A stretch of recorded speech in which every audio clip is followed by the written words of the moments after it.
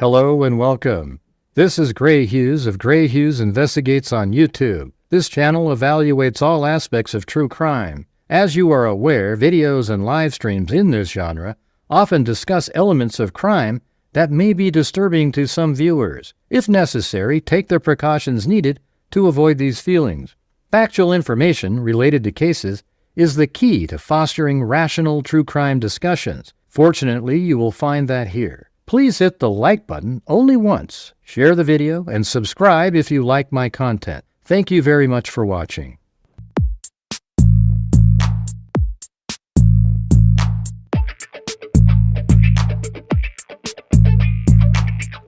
You pieces of shit got to the jury, didn't you?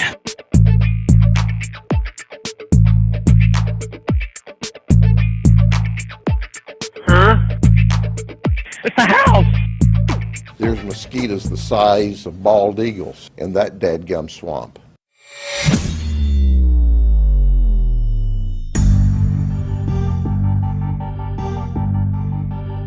What's going on, freaks? Alright. We're trying to try different things for the dog bin there. I mean, Clancy does these really sneaky little marking P's, walking around just like a quick draw McGraw. Put that leg up, boom! Just the quickest little piss you've ever seen in your life. Don't know how she does it, or he does it. It's pretty wild, though. He'll just be walking by and I mean, almost like he knows that he doesn't want it to be seen, that he just marks something. It's pretty wild. Well, if you saw the earlier video today, the prosecution put out the rebuttal to the correction of errors. Correction of error, what do you call it? Motion by the defense, trying to get a hearing on it. And I think McClellan absolutely destroyed it. Now, didn't I tell you, though, that all the wacko pro Richard Allen types, same type of people, though, pro Richard Allen types, they're all out there and they're all going to make excuses for the defense team and how the information that McClellan put out it wasn't accurate. It's just garbage. Everybody knows that the defense had all of these the video and the Ron Logan stuff prior to trial. Now the thing is, they couldn't prove that Ron Logan was there, and not only that, it was double hearsay, the information that's in the confession. So this idiot, I was just watching a few minutes one of the attorney channels out there, and they have a person on there going, "Man, with the confession and it being on his property, why didn't they arrest him?" What do you mean a confession? I mean, he told, like, a criminal in the prison who, is a horrendous criminal. He's talking to another person, and then that person wrote down what he thinks, Ricky Davis. And all of a sudden you want it to be like it's a factual thing? Because, what, he mentioned a box cutter in it? I don't know, man. It's just, a lot of the stuff didn't even make sense that was in it. I didn't see the same, like some of the stuff that McClellan put down, like burning the girl's clothes. I don't think he said that. He talked about burning his own clothes. So I don't know where that came from in there. Maybe it's in a different part that I don't remember. Yep. Let me get rid of this emotion thing over here. I can't stand it.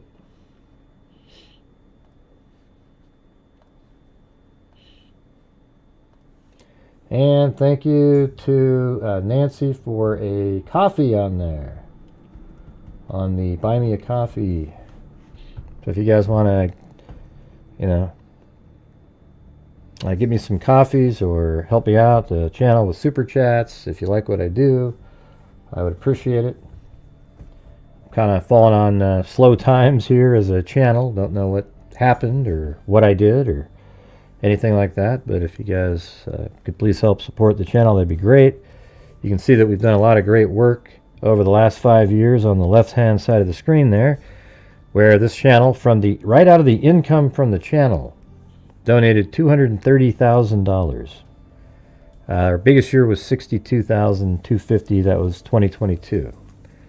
So I'd like to get back at some point this year on track where we're able to continue to do that, but it comes down to your guys' support and you know, me making videos to get ad revenue, etc. And then when you combine it all together, it allows me to do that. Okay, so if you guys, you know, I know you guys hear me say this all the time. It seems like when I say it, I sound like a broken record. But I'm saying it because I realize what it takes to get to the point where we're able to do that. And it's just the reality. You know, I try to tell you guys that. And you guys, sometimes I say it and it seems to fall on deaf ears. And then 10 minutes later, one of the freaks go, hey, let's do a wave. And then everybody follows along on that. So I'm trying to figure out, like, what was it that, you know, what I said should have had some impact too. Hey, thanks, Med24-7RN.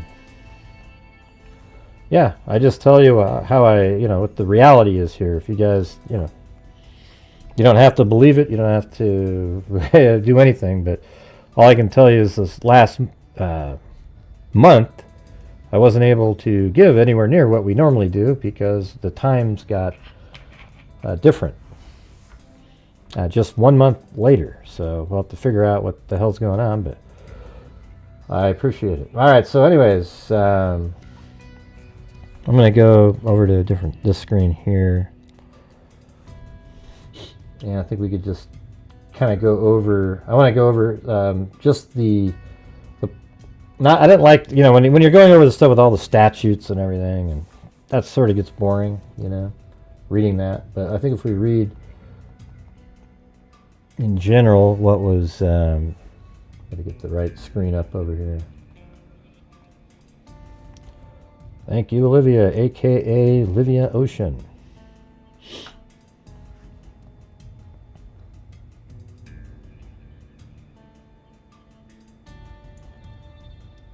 Let's see. And this is a tough month. Another thing for this month. It's a tough month because remember, this is the one time a year where I go hang, or there's another time it's only a day though, but I do go to Bandon Dunes, okay, and that's in this month, and we're already having such a horrendous, you know, not a horrendous, well, I don't know how to word it better than that though. I can't. Then I'm going to be gone for a couple days, and then it really starts piling up. So I'm trying to make videos to put out there during the time that I'm not here. So when those come out, if you guys could please share the videos. And today I put out a video on surveillance footage, and apparently YouTube didn't seem like anybody that... I mean, I have 150,000 subscribers, and there were 60 people watching, and it has like 400 views currently. And it was a really interesting video on a case that should be interesting, with 3 victims in a house on the 2nd floor that were shot, and the whole house was burnt. And we finally got surveillance footage of the suspect walking around, and I put it all together. And for some reason, YouTube doesn't think people are interested in that. In my, you know, my audience, I guess. It's really just bizarre stuff. I don't know.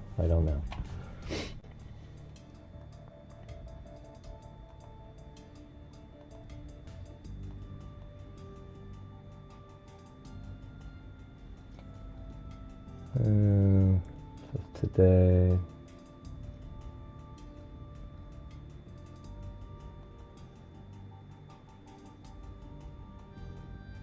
I'm just trying to find today's information again.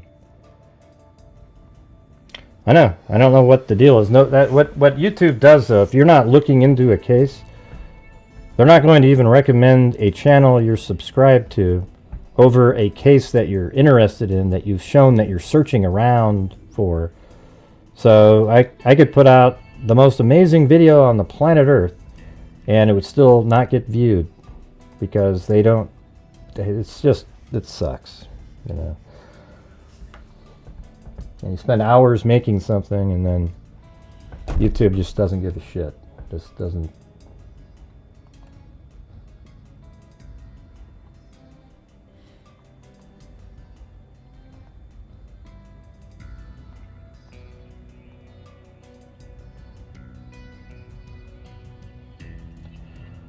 What the hell is this? Oh yeah, so we have I guess it's the last file here. So this is that main document we were reading. I think it's like down here when it switches over. I think it's like on page, let's see. Right around in here. Yeah, so safekeeping ends right there. And then number 2 is the newer information. Well, that case should be, you guys, think about it like this. There's a house in Cypress, Texas. I call them the Cypress 3. There are, mother, her son, and the son's girlfriend were all at the house, and at like 6:06 in the morning, somebody went in the house, shot all of them on the 2nd floor, then tried to set the house on fire, and then leaves. And we covered this when it happened, and then months later we finally got surveillance footage of the vehicle driving around the neighborhood. It's just like Elizabeth Barraza case. That one was pretty big, but even that case never got as big as it should have been. You know what I mean? Like that case, that one was interesting too. And you have this guy walking around and a car driving around, and I mapped it all out, and there's a guy moving around in the area. And usually that stuff's interesting to people. Apparently not now. And I've already used up all of my notifications that they might give out. And look at right now, we've got 104 people. It's not, nobody's fault in here, but I don't know how to survive when this is what's going on with YouTube. I mean, 104 people out of 150,000 subscribers. Can you explain that? And the answer is no.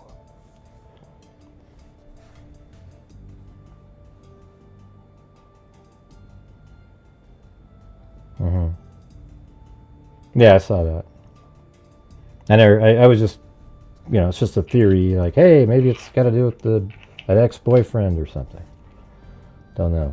But anyways, let me get back to this here. And I know you guys don't come to a show to listen, but I don't have anybody else. I'm just telling you guys these things. It's ridiculous. Due process under the 14th Amendment as it pertains to the Brad Weber testimony. All right, and I have the Brad Weber video right here. So this is the new video. I think it's right around, right before that. I don't know if you can even see it, but way up in that upper left-hand corner, there's a vehicle driving by right there. And that's the van at 2:44. And so the prosecution had it coming in probably around 20 minutes before that. And it matches Richard Allen's confession perfectly doing that. But the prosecution had this video, but they kind of just went with what Richard Allen was saying, because the white van is there. There's a van driving by. It's not exactly the time that this camera has on it, but apparently this video is, it was sort of interesting in the document when it said that, well, the video's on YouTube. Well, I'm sure the original video wasn't on YouTube that you sent to them, so I'm not really sure what that point is, but, it's 12 hours off. How do you know it's not 12 hours and 20 minutes off? Nobody's taken the time to get the original video. I don't remember them talking about shadows or anything. I did that. The shadows on the ground are, consistent with it being at 12, at 2:45 in the afternoon. So it's definitely consistent with that.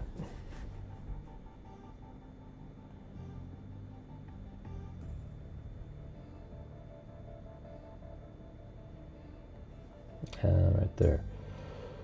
All right, then it says that the defense argues that the defendant's due process rights under the 14th Amendment of the United States Constitution were violated because the state's presented testimony that Brad Weber arrived home in a white van around 2:30, knowing that the testimony was false before it was elicited or failing to correct it once it had been elicited. The defense cites a video located in discovery from the residence near the Monon High Bridge. And where that is in the air is right here. So that's where the video was taken from. What we were just looking at was basically like this. And then right over here is where it drove by that building coming down. And then it goes right here under the private drive. And then it makes it around the corner here. And then it drives by the Monon High Bridge. And then it drives around right here. Now, interestingly, right around in this area from the crime scene, you can see that vehicle perfectly. I mean, it's lower for sure, but the angle, you can see the vehicle, you can see right down onto the crime scene from where that was driving around.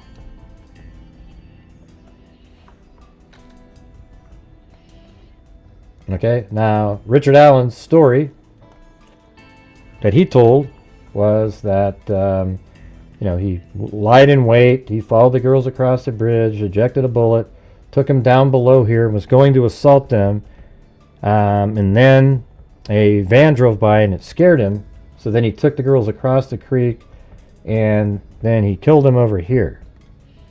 All right, however, that was 5 years prior, and I wouldn't be surprised at all if the van actually scared him, just that it was later. And so he brings the girls down the hill, and he was going to assault them down there, and that's why the phone stopped between 218 and 225, because he was kind of near underneath the bridge there, and he realized that's not really, it's kind of wide open down there. So he decided to then move the girls across the creek. He brings them across the creek, 231, elevation change, 232. He has them undress really quickly, or drop whatever they're holding. And the phone was put on the ground at 232, and the phone never moved again, and then he had him undressed fully. He was doing whatever he was doing, and then at 246 or so, and they'd already been over there for 14, almost 15 minutes, then the van drives by, and I would say that that's when he freaked out. And maybe at that point, who knows, maybe Libby even tried to get the attention of the van, and then he kills her. And then Abby's just petrified, scared, and perhaps even nude at the time. And then, like I said before, I think he changed his mind, allowed Abby to dress, etc. And then he ended up killing her to preserve himself, and that's what he's referring to when he says he was selfish. All right, anyways. That the exhibit presented by the defense is exhibit presented by the defense is in the form of a YouTube link that is not identified as an item of evidence by an Indiana State Police number, and therefore is an improper submission for consideration for the court. Right, so they could have just given them a thumb drive with the video on it. It is unverified by legitimate means. Hey, thanks, Ellen. It is unverified by legitimate means as to the date and time. Defense alleged that the time in the video is off by 12 hours. So the defense admits that it's off by 12 hours. And it says, without any proof of said allegation except their apparent ability to tell the time by simply looking at the daylight and moonlight in the video. Okay, well, I didn't see that written anywhere in those documents that that's what they were basing it on. Did you guys? I didn't see that. Maybe you can. I didn't read through that whole thing because it was kind of gobbledygook. Let me see if I can find it.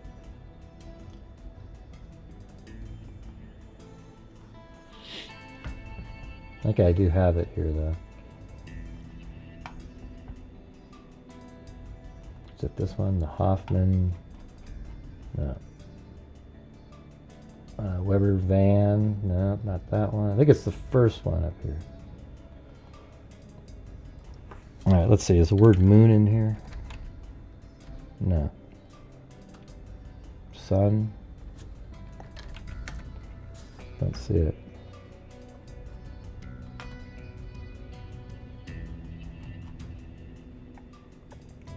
I have reviewed Exhibit 3B and it shows, this is what the defense put in.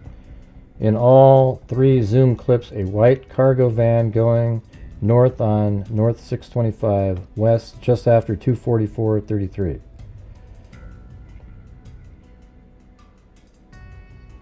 Yeah, it doesn't say here.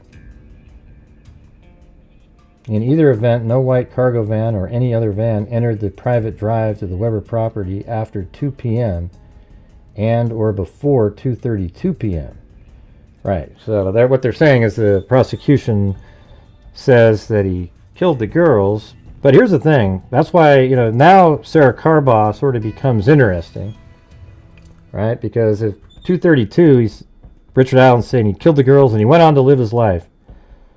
Well, I mean, Shirley, not, you know, not the name Shirley, but is there anybody here? There's only been like 4 comments in like 10 minutes. It's wild. Hey, wow, thanks so much, Ellen. That was very kind coffee there.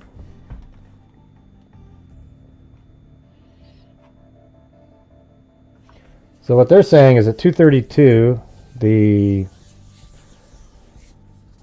Richard Allen killed the girls, like, because he said right after he got scared, he took them across the creek and killed them. So it was kind of like almost instantaneously.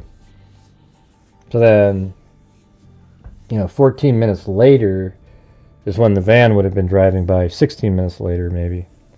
And so, you know, what happened then, you know, I mean, it's kind of interesting, right? But here's the thing, if Sarah Carbaugh really did see him, then he's still there at like 3:30, 3:40. But I think that the white van, the van drove by while the killer is at the crime scene, and Richard Allen is the killer because he's bridge guy, right? So that means that, you know, I see what the argument that the defense is trying to make. Let's put it that way. So what they're saying is there was no white cargo van or any other van entering the private drive in the time that the prosecution made the argument that the van was there. On February 13, 2017, the next time the extraction of Liberty German cellular telephone shows the telephone stopped moving. Right, so it stopped moving, but Richard Allen likely, you know, he's still there, right? He's not like he... At 2:31, they're doing an elevation change. How do you think, if both girls were undressed at some point, so there has to be a whole bunch of other time after 2:32 where Abby perhaps is still alive over there. Has to be. Right, so they always kind of leave out stuff like that, like exculpatory information that hurts their argument, you know, something that would disprove what they're saying. Yeah, it's me, Captain. Are you okay, buddy? You look like a lunatic. You know, you look like your head's shaped like a C. It's weird. Yeah. I just explained it, Zoza. I literally explained it. Like literally 2 minutes, like 30 seconds before that. Yeah. Their argument, I'll read it again. It says, right here. I'll just start right here. Exhibit, right here. Either the white cargo van shown in Exhibit 3A, 3B, and 3C, those are the video clips. Mr. Weber's with him is Mr. Weber's with him arriving home some minutes after 2:44:54. Yeah, so like, you know, got home at 2:47ish, something like that. In either event, no white cargo van or any other van entered the private drive to the Weber's property after 2 p.m. and or before 2:32 p.m. So 2 p.m. What they're marking here, you don't even need to put 2 p.m. They should have said 2:13 because that's when they're at the end of the bridge. All right, so it should be 2:13 to 2:32.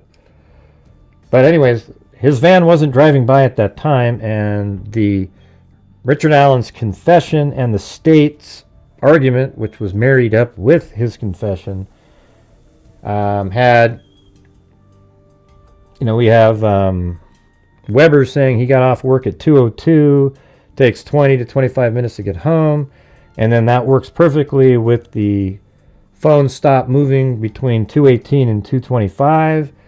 That's when he would get home, and then that scared him, and he took the girls across the creek, and then he killed them on the other side.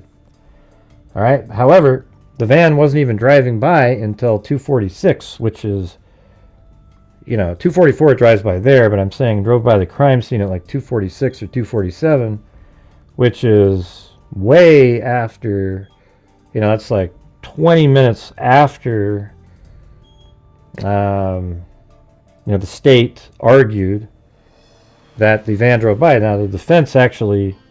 What do you mean you don't get it? Does everybody else not get it? I mean, I can try to explain it if you want to.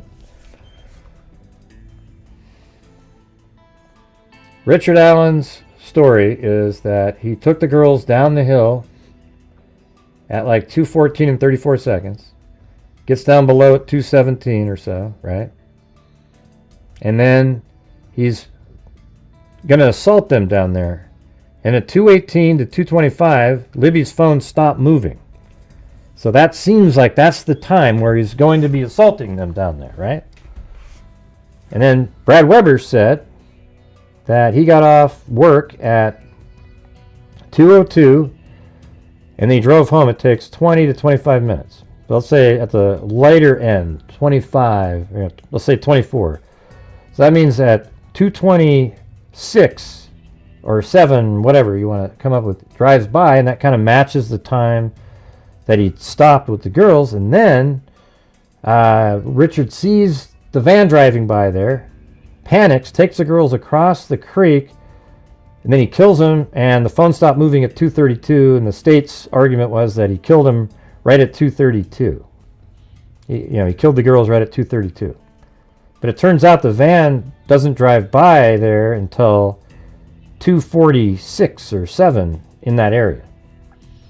Right? So that means it's much later. It's 20 minutes after the whole argument that was made. Do you get it?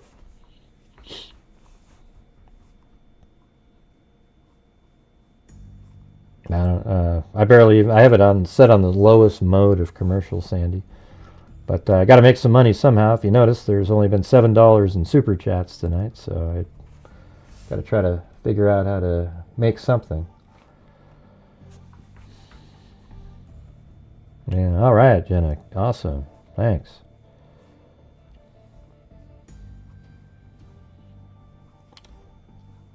Did that make sense that time?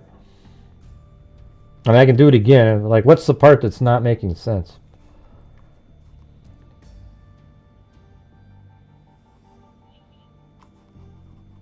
Well, no. Well, if it hasn't been explained, it might be kind of hard to understand it. I get it. Like, kind of a little complicated time frame. Do you want me to?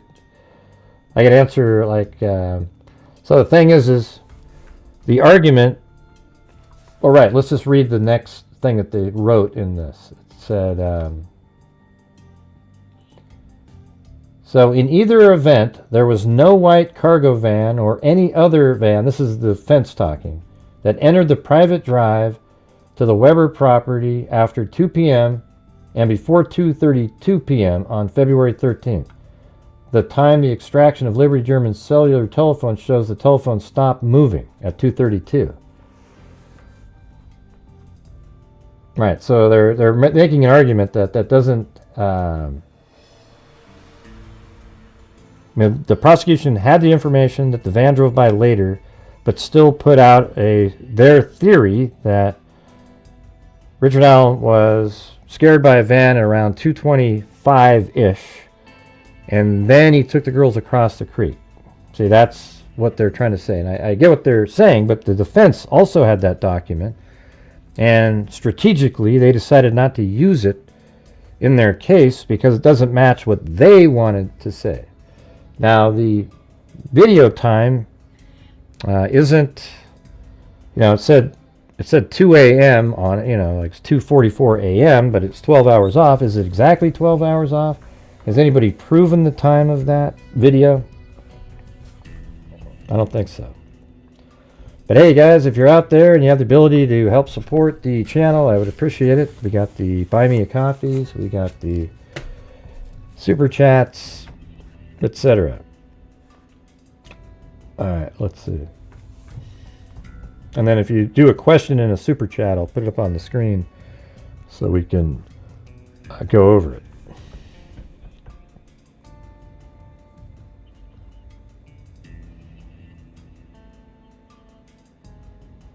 Right, I just said that, Mike, but I think I'm going to actually assume that it's right.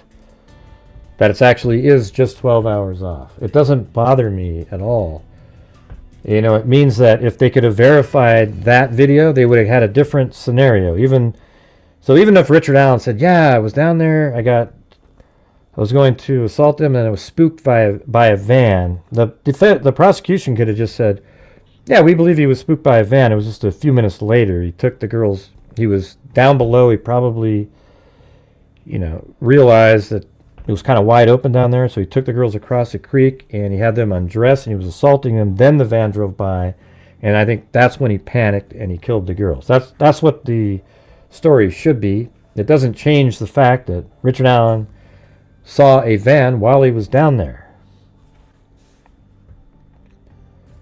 And what time did the car, presumed to be Richard Allen's car, leave the parking area?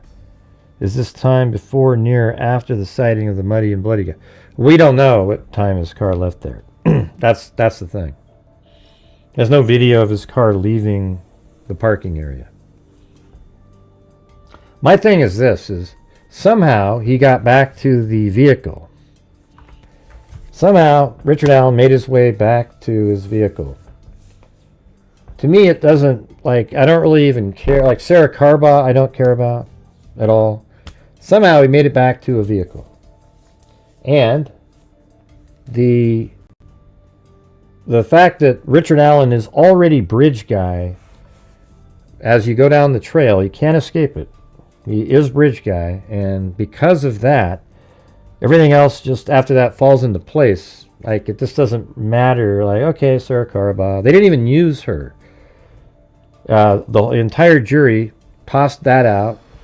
They tossed out the bullet. They all just agreed that Richard Allen is the bridge guy, and I'm sure the confessions played a role. G. Gunnett Palmer. I finally got it. Oh yeah? What'd you get? Anyways, are you still there, Zozo? I want to make sure that, because I could see how that could be sort of confusing, and what's the issue with it? It's a 20-minute difference. The state's theory of what happened is, the video does not help their timeline of that. It still shows that there's a white van, or a van, when Richard Allen's down by the crime scene. It's just a different time frame. So, it was a nice, neat little bundled up story when he had it.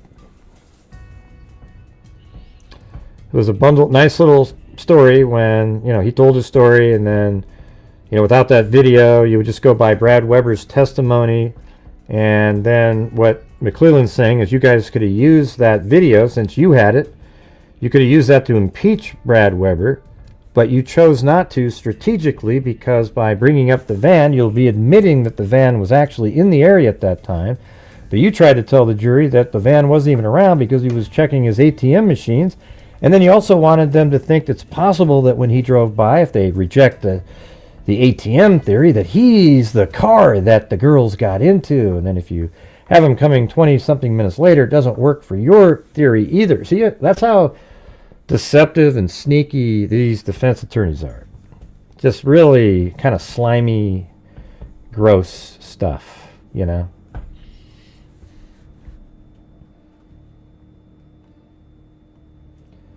All right, so then this is back to the response over here. That the exhibit presented by the defense in the form of a YouTube link, I think we went over that. Defense alleged that the time in the video is off by 12 hours. And that's because it says 0244 instead of 1444. The defense alleged that the time in the video is off by 12 hours without any proof of said allegations except their apparent ability to tell the time by simply looking at the daylight and moonlight in the video. They further make assumptions about the content of the video. They present zero evidence to support said allegations. Right, like they're claiming it's the van, you know. So here's the thing, you know, like if, let's say I'm a YouTuber and I look at a video and I go, "Ooh, look, it's the van." Well, it's totally different than, because it is, right? It looks like a van and everything. But it's different than proving something in court. Now, the interesting thing is her phone actually pinged at home at 5 o'clock. No, not 5. Jeez, what the hell am I talking about? Her phone pinged at, I meant to say 2:50, not 5. I don't know why the hell that even popped in my head. Her phone, not her phone. Jesus, my brain is just all over the place. Let me start over with that sentence again. Brad Weber's phone pinged at his house at 2:50, which matches it driving by over there at 2:44 and comes home, right? So it matches that. Now watch my error in speaking right there. It's so rare, I know. The trolls will go, "Ooh, do you see Gray? He messed up. He said, oh, her phone was at 5. You know. I was talking about Brad Weber's phone pinged at 2:50. Hey, thanks, Moofies. Oh, by the way, I sent out all your guys' notebooks. All right. So for those who want to buy the notebooks, you can, if you send 30 to my PayPal, you can get the notebook. You get the pen, the stress ball, and the poker chip, the GHI poker chip. All right, it's good stuff. Yeah, I sent them all out. It was crazy though. I bring them to the post office today, and I had to. Usually, this little thing that you open, you can put them in, but it wasn't open. And I waited in the line, and they go, "Hey, next time you can just drive around to the back of the post office, and right at their loading dock, you can just put them in this bin." And then I drove over there, and it's like, you know, authorized vehicles only. And they go, "Oh, yeah, that's fine. Yeah, come back here." Yeah, so I did give them to the lady inside the normal building in a plastic bag. I hope she did it right.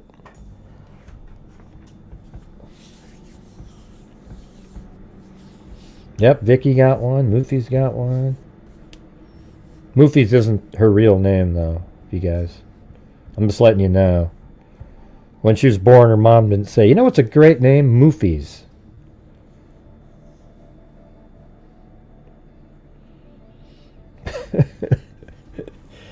Hey, I would name my kid Moofies.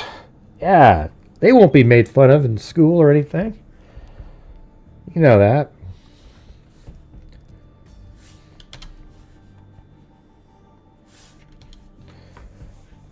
Yeah, let's see. Vicky White, yeah, that is Vicky White. Yeah, see. I'm one of the few people that actually uses their actual name on YouTube. Yeah.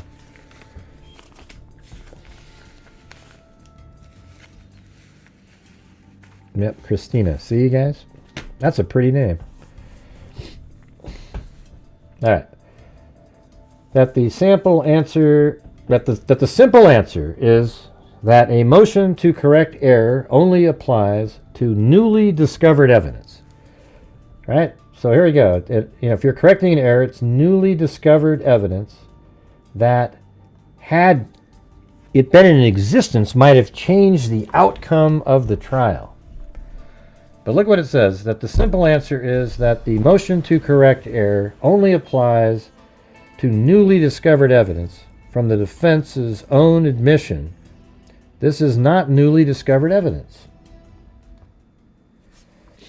And then it says, but rather evidence they had been provided long before trial. The defense chose not to present it at trial as part of their trial strategy. It was a trial strategy by experienced defense trial attorneys. Therefore, it is a moot issue because it is not newly discovered evidence. Helton versus State 402, and boom, boom, boom. That's a great argument, right? Oh, cool. That at best, this impeachable evidence that the defense could have used. See, this is really good arguments here, right? Because Brad Weber when he was on the stand, when Brad Weber said, yeah, I got off of work at 2:02, takes me 25 minutes to go home. Then they could have said, well, we have video evidence that you got home at 2:46. If you got off at 2:02, that means you got home at about 45 minutes later. Is it possible you might have went and worked on one of your ATM machines during that time? And then they play the video up on the screen. Then Brad Weber would have had to be like, wow, I guess I was a little bit later. You know what I'm saying? But they didn't do that. They didn't do that at all. Evidence which merely impeaching is not available as grounds for a new trial under the rules concerning newly discovered evidence. And they had this evidence. The defense team had this. Hey, cool, Maurier. Is that what your face is right there?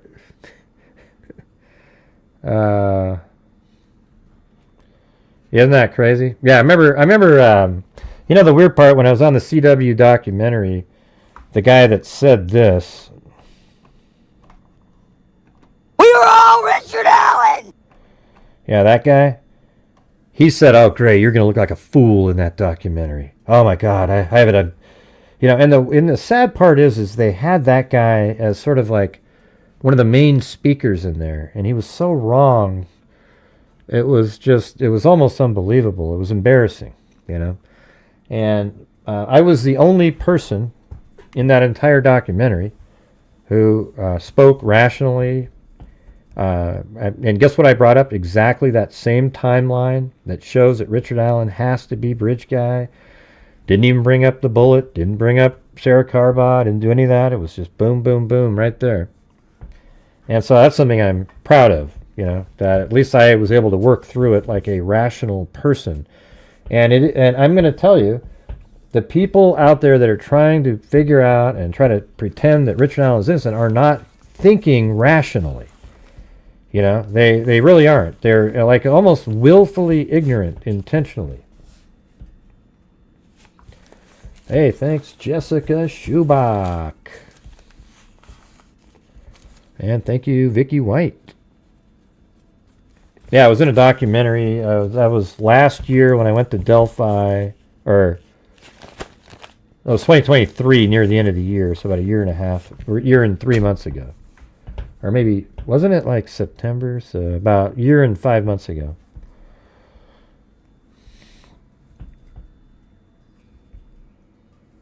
No, it wasn't. Well, the bullet's, sort of important because it showed that he's right there at the crime scene.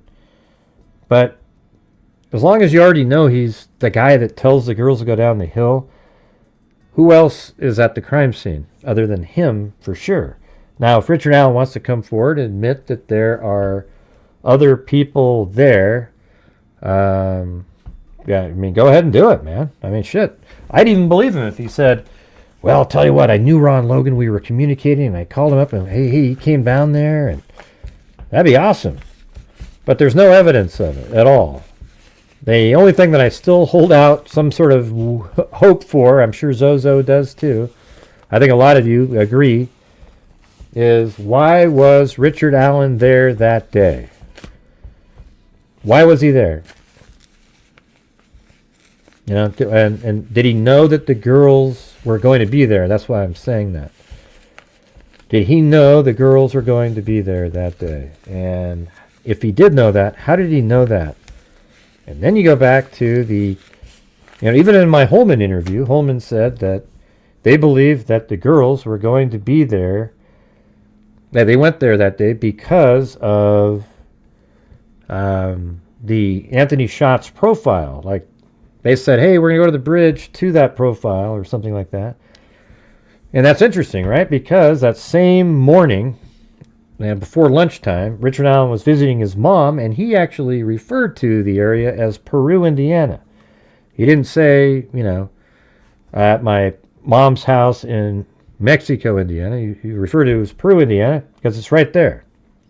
And then, you know, so he's in Peru, Indiana, and that's right where Keegan Kline lives, who owns the Anthony Schatz profile that was catfishing Abby and Libby.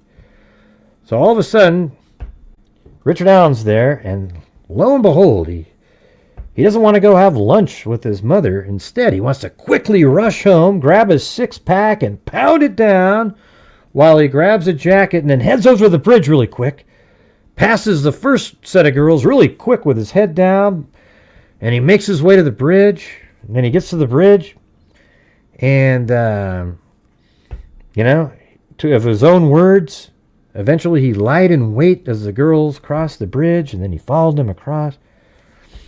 So how is it possible, just saying, and even when I bring this up with Holman, they're like, we just couldn't find any evidence, and that's what they have to base everything on. I'm basing it on, like, probability stuff, not like, well, here's what the facts are. It's absolutely possible that Richard Allen is a lone wolf random killer. That was my original theory years ago. But I think it's possible that Richard Allen heard about the girls going to be there, that they were going to be there, you know, through somehow the Dropbox of Keegan Kline, or maybe even directly from him. I mean, what if he went over to Kline's house or whatever, and somehow he just said, hey, there's going to be two girls over here. Oh, okay, cool. Then he takes off. There's no digital record of it. There's nothing. There's nothing other than a speaking. That's it. And there's going to be no surveillance available because it took so long to determine anybody. I guess you would think that they would have surveillance around the house, but that's not what they'd be looking for. They were looking for CSAM material, not a crime that was committed, so they wouldn't even collect. I mean, I'm talking about, I guess, you know, it seems like they might have checked surveillance regarding Keegan Kline because they went to his house. And so maybe that didn't show anything either. I don't know. But it's pretty wild, though, isn't it? If Keegan Kline, Richard Allen knew that the girls are going to be there, did he get the information from Keegan Kline? That's it. But hey, guys, if you're out there, if you could please help support the channel, I would appreciate it. We've been really struggling lately, and I'm just trying to keep this thing afloat. All right, so I would appreciate it. Thank you. We're currently at 1/10 of a normal, you know, what used to be a nightly goal currently. All right, so right here it says that the simple answer is that, oh, look at that. There's Morier right there. I'm sure that was in progress before I even said that. Thank you very much. If they missed one phone, they could have missed a shitload more in that house. Well, they didn't miss the phone. He just didn't give it to him. But yeah, maybe there's another one, right? He gave him the Samsung that he factory reset. You know, the one that he factory reset while he was in Las Vegas. You know, while he was in Las Vegas, just a few days after the murders. Yeah, that guy, yeah. Weird. We always thought that maybe he sold something off of that phone. Hey, it's Cheryl Bullock. How's it going? The sheriff's in town. Thank you, guys. Appreciate it. You pieces of shit guy. What's your actual account? I mean, look at it. Who says it? Like, as soon as the verdict comes in, who says this? You pieces of shit got to the jury, didn't you? Right. Instead of just saying, wow, the jury was made up of rational people who, after listening and being at the trial, decided that Richard Allen was guilty. 12 zip. Okay? And when it was 8 to 4 and 9-3 at one point, the 3 and the 4 weren't not guilty. They were just uncertain. And then they became certain by going through the information. It's crazy. Oh, he's not. I don't think he's a troll. True sleuth. Yeah, you think the original theory? Yeah, with the... Right. Yeah, that guy, he's just... He's almost unbelievable. You know, he threatens people physically anytime he sends an email or something. He's a really strange person. I mean, I don't even think of that when I'm in an argument with somebody. Well, I could beat you up! I mean, what a stupid way to get out of it. Listen, as soon as you do that, you're lost. Okay?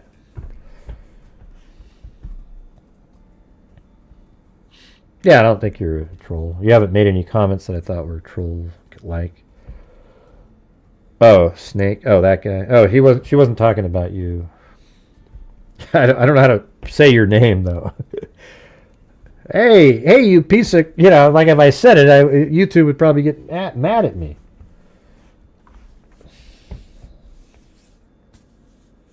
Hey, thanks, Morier and Richard Watts. All right. So, I mean, this is really... I think it's pretty interesting right here. That the simple answer is that a motion to correct error only applies to newly discovered evidence. Like if you had found something after the trial was over that wasn't part of discovery, that absolutely shows that, whoa, had this been available, let's say there was videotape of Richard Allen at 2:10 and he's over in Peru, Indiana at a restaurant eating something. Well, shit, that is absolutely... You put that in there, and now it doesn't make sense. He can't be the bridge guy, right? But that doesn't exist. And you ever notice the lack of the attempt to find an alibi for Richard Allen by the defense team? Was anybody else sort of startled by that a little bit? That they never spend any time with an alibi or anything else that shows him somewhere else. It's ridiculous. Yeah, it is a good one. I just can't say it. You POS got to the jury, didn't you? Oh. Yeah, he doesn't have an alibi. Richard Allen doesn't. He doesn't have one. And by the way, here's what I think. You know when he said he got there at 12 and he left at 1:30? How does that work with him being at his mom's house? And then they want to go have lunch. It's usually after 12 at that point, right? But then he rushes home with a beer. And so how did he get there at noon?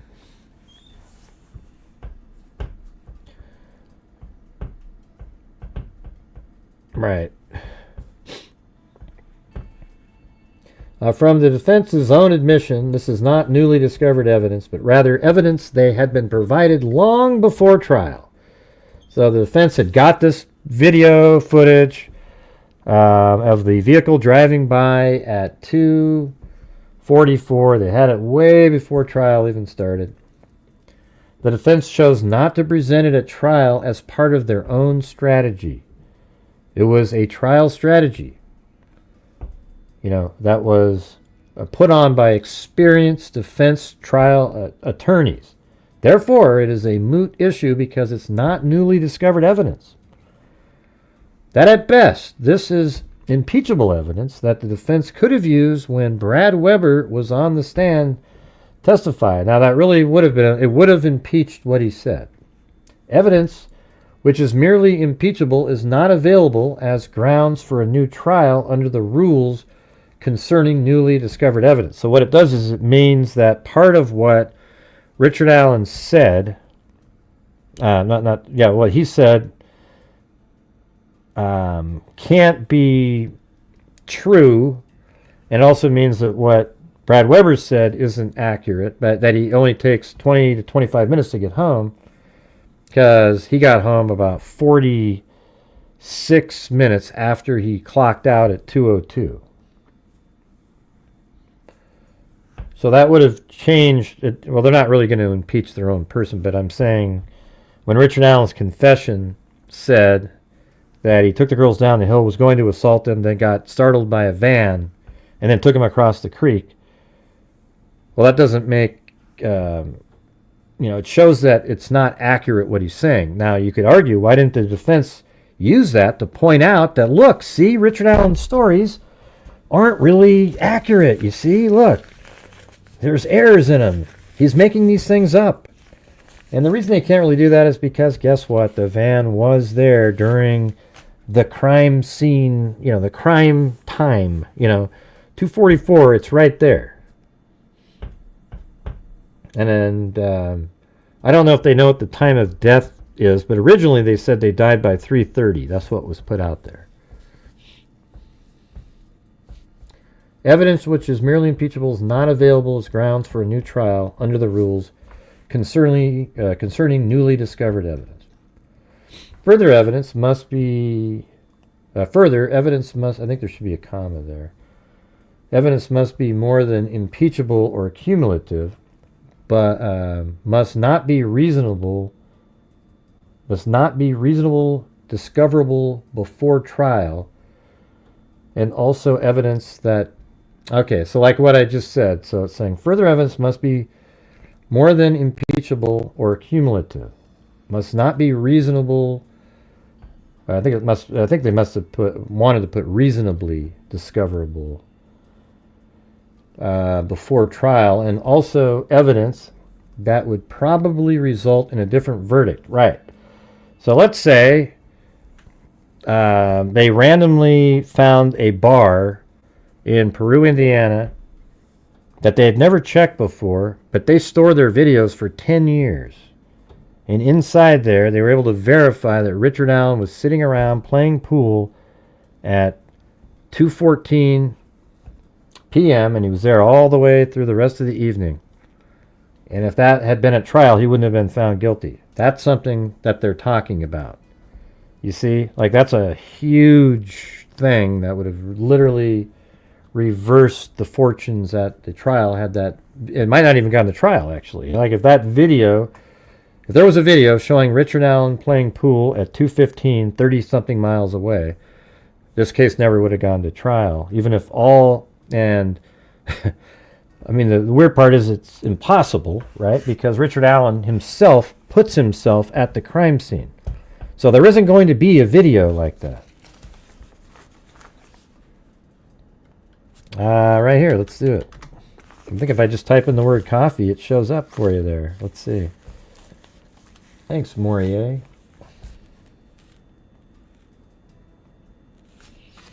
Yeah, right there. Thank you. And so that was still on D. Further evidence must be more than impeachable. Cumulative must not be reasonably discoverable before trial, and also evidence that would probably result in a different verdict. It must be more than contradictory. Yeah, so yeah, would it really result in a different verdict if you knew that the van drove by 20 minutes later? At the same time, he's still down there committing the crime? No, it means that the van was there. He saw the van. He admitted to seeing the van. It's just his memory after 5 years might have been different than what really the time that the van spooked him. That's it. E. Finally, the testimony by Brad Weber was not the exclusive evidence the state used to convict Richard Allen. Brad Weber was on the stand multiple times. And listen to this. And the defense had every opportunity to cross-examine him, and they could have used that video to impeach what he was saying. If anything, this evidence is no more than impeachment evidence that the defense chose not to use. So what did the defense attorneys out there, the wackos that are defending this guy, what do they say about this? You know, like, this is absolutely true. Why didn't the defense use it?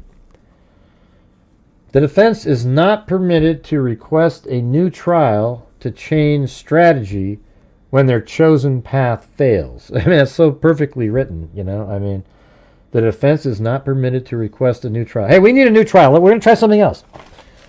Yeah, we'll use that video that we should have used, but we didn't use it, but now we can forget it, okay? I don't even think they should be able to use it next time. If there is some miraculous reason that there's a retrial, they shouldn't be able to use it. Because you chose not to and came up with a totally different theory. You were trying to make the jury believe that Brad Weber went and serviced all of his ATM machines, and there's no way he could have been anywhere near there.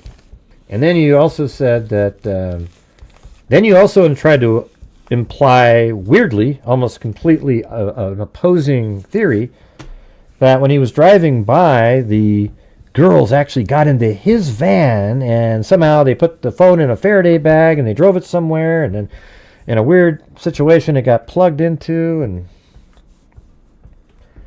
Thank you, Kathy Freidenmaker. And this one says, I got a coffee from someone. Doesn't say a name. Is that you, Morier? I don't know. Anyways, whoever that is, thank you.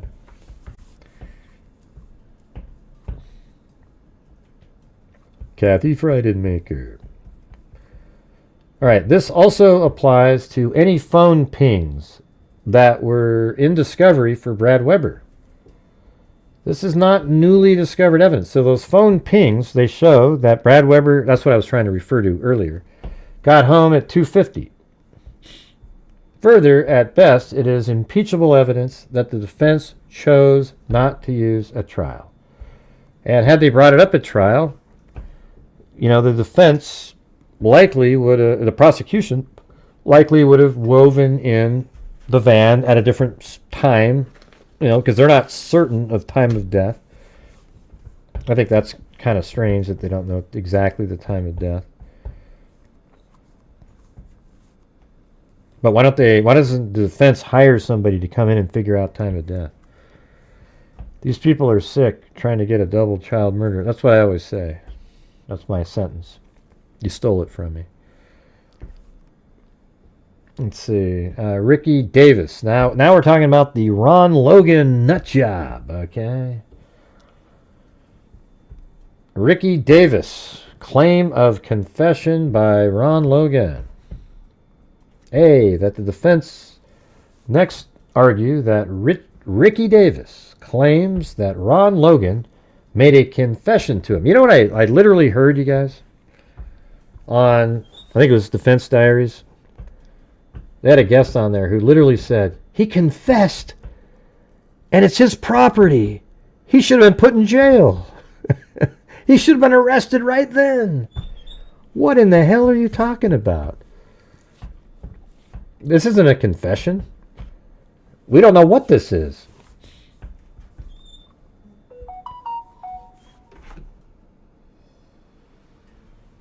I'm not sure what I'm... Hold on.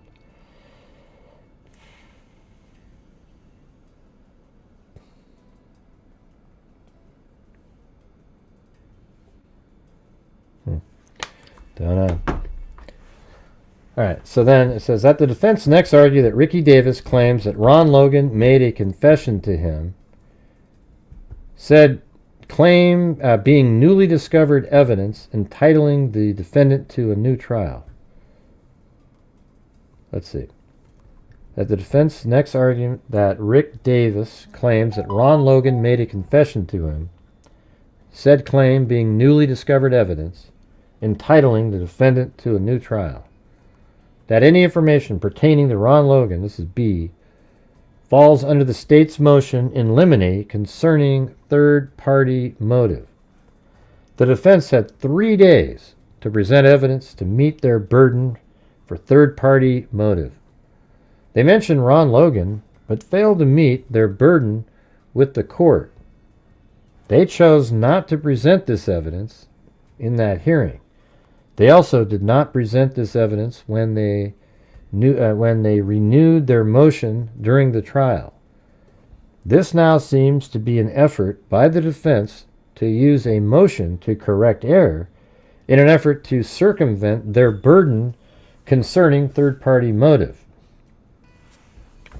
That this evidence, along with the video surveillance evidence from the residence, was received by the defense. So the defense had this, and it's in the documents. It shows it. The defense had this information from Ricky Davis a long time ago, and they chose not to use it. See right here it says, and I saw it in these same documents that were released, they had this information. Was received by the defense on January 30th, 2024 as evidence by the discovery release herein attached as State Exhibit 7.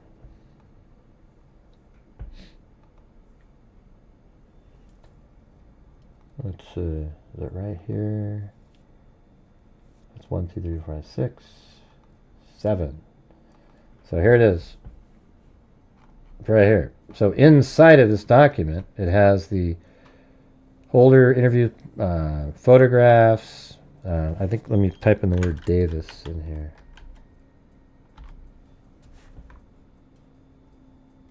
I don't know where it is. I saw it earlier today, though. It was actually a signed piece of information. That's a different one. Is this Exhibit 7? Yeah, in here it talks about different things. I think it's right in here. I think that's where it was. We were reading through these. Remember that? These little Seagate drives and all these things. Different pieces of information. It's listed in there. What the heck? I've never seen anybody at 20. That's crazy. Thank you. Holy crap, man. Look at that. Marriott Ells. I don't think I've ever seen that on my channel before. Well, once before, I think. But welcome Cantina, Jason, Lone Pony, Lisa Wilson, Cameron Chambers, Court TV Addict. Hey, you see me on there sometimes. I was supposed to be on today, but I didn't see their message. It was about the Stephen Stearns. Norma Jean Doyle, Ann Hubble, Jonathan Clark. Wow. Is that the Jonathan Clark? Like the family of Jonathan Clark? According to Lenny, ARM, Sally Tate, Tita Humphrey, Jay Boak, and Kit Kat, Cappuccino, Keep Grinding Up, Scony Lassie, Vdup 09, and Jennifer Schultz. That's crazy. Yeah, it's AU. So I think it's 100. It's 100. It's like basically a double cat eye right there. Anyways, thank you so much. I appreciate that. That was very kind. I do work really hard. I just don't know where YouTube has me in a weird place now. I mean, maybe I'm just don't know how to work the algorithms and things. I don't know. But thank you. That was very kind.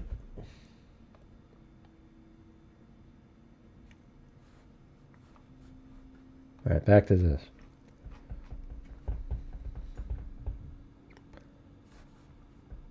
I missed that comment. Ricky Davis claims of confession. That any information pertaining to Ron Logan falls under the state's motion in limine concerning. Okay, then. That this evidence, along with the video surveillance evidence from residents, was received by the defense team. That the defense team, consisting of 3 experienced defense trial attorneys, made a choice not to fully explore or present the Ricky Davis claim, which the defense admits was contained in discovery. So, yeah, why didn't they use that in their hearing that they had? Because they didn't really want to go with the Ron Logan story. They were more into the Odinus. So they really kind of... I think they're I mean, it's just my opinion. I think those defense attorneys are not sharp and aren't on the ball. And really let Richard Allen down. Okay. Now they're going to claim, oh, that's not true.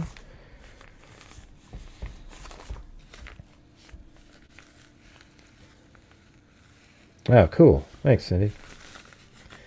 Yeah, that was the live stream. Now we're just kind of going over it, kind of chatting about it at the same time. But I just think they were... I do have Venmo, right? If I type it in, does that work like that? Let me see. Let's see. Does that work?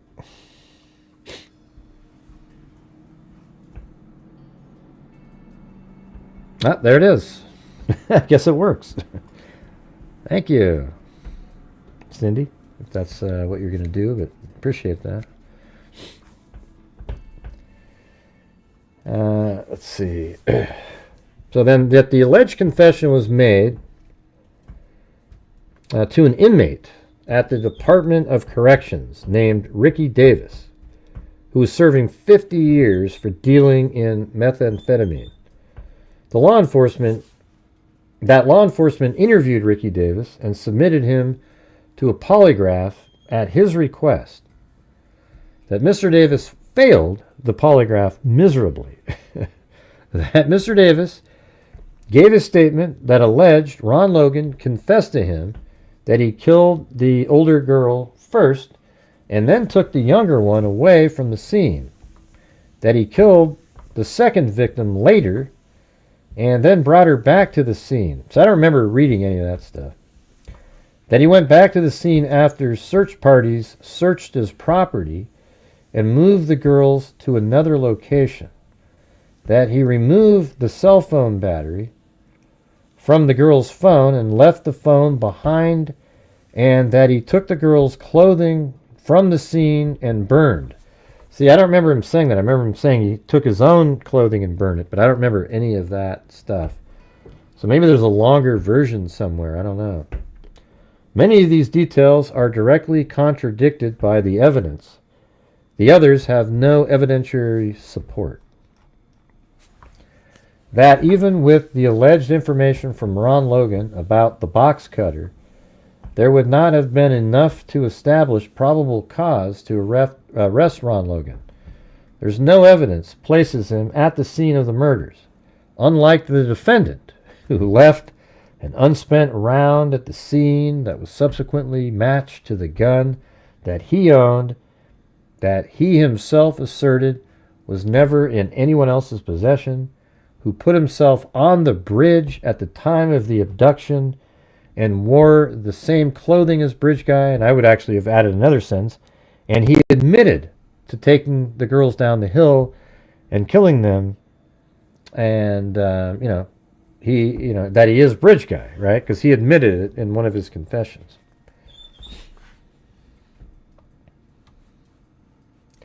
Stacy Eldridge, expert opinion. That the defense finally alleges that an affidavit by Stacy Eldridge supports that dirt or water did not cause damage in the auxiliary jack in order to log wired headphones were pulled in, in order to log wired headphones were plugged in and unplugged. They allege that this is newly discovered evidence that would probably produce a different result. No, it doesn't. You guys said that at trial. Remember? You guys actually tried that, and then it was kind of like, oh, wow, and then the prosecution went out and did a Google search and got an answer. Yeah, Ron Logan, by the way, looks absolutely nothing like the Bridge Guy. I mean, there's nothing similar about him. Stacy Eldridge, expert opinion. That the defense finally alleges that an affidavit by Stacy Eldridge supports that dirt or water did not cause damage. They allege that this is newly discovered evidence. That Stacy Eldridge testified at trial for the defense. That she did not submit any report, log, or any other information that supported her position that the log accurately supports that headphones were plugged into and later unplugged from the auxiliary jack.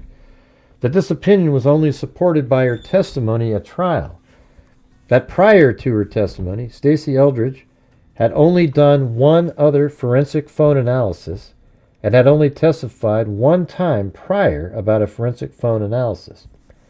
That Stacy Eldridge only gained the education to be able to testify for forensic phone analysis as recently as 2023.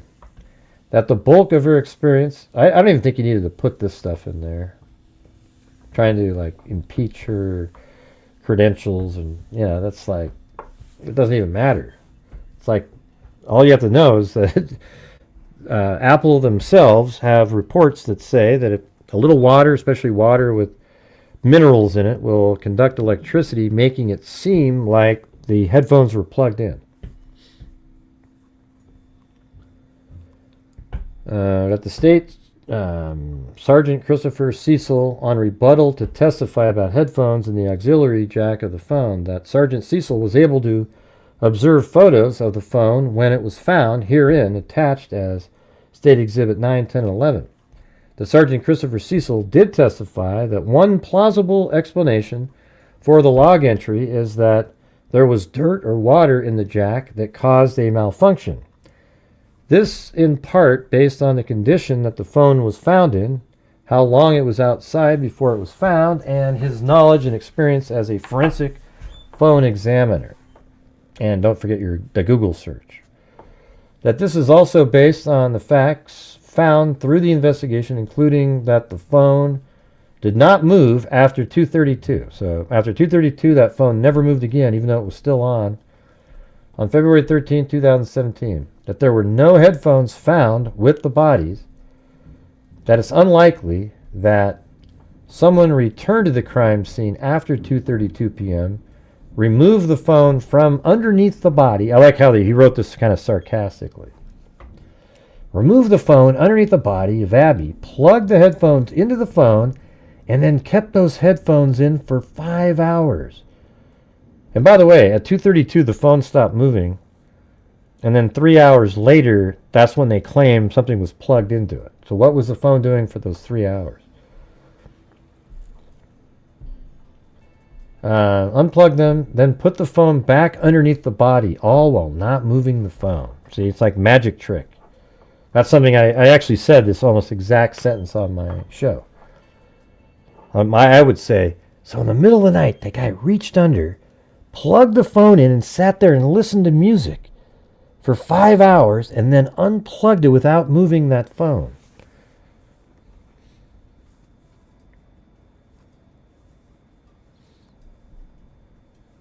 Yeah. Where are we at, by the way?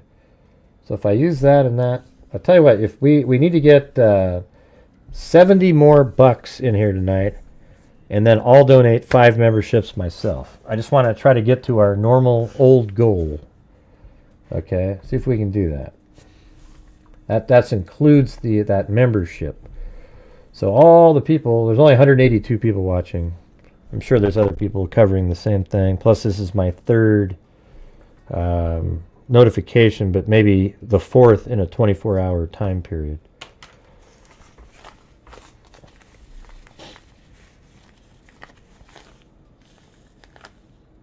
Yeah, hell, I'll just get him now. Here we go.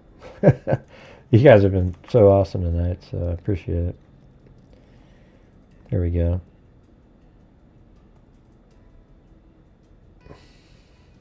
There we go. 5 memberships. All right. Who got them this time? Robin, Ryder, Niece, Mar R, and Sassy. All right, we're not at the goal, so if you guys can please help support the channel, I would appreciate it. Keep on moving. Try to have a successful night. I'd like to. We haven't reached the goal like in 5 days, which is unusual to say the least. He wasn't that obese back in 2017. Who? Who are you talking about? You talking about Ron Logan or?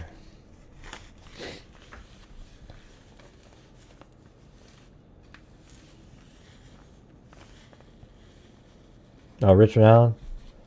Yeah, he was never obese. Yeah. And back in 2017, he looked totally different. And I've made many videos on it that people, they're pro Richard Allen people, never see it. You know, they just kind of do their own thing, and you know, they're just not interested. Here, I'll show you what Richard Allen looked like back then.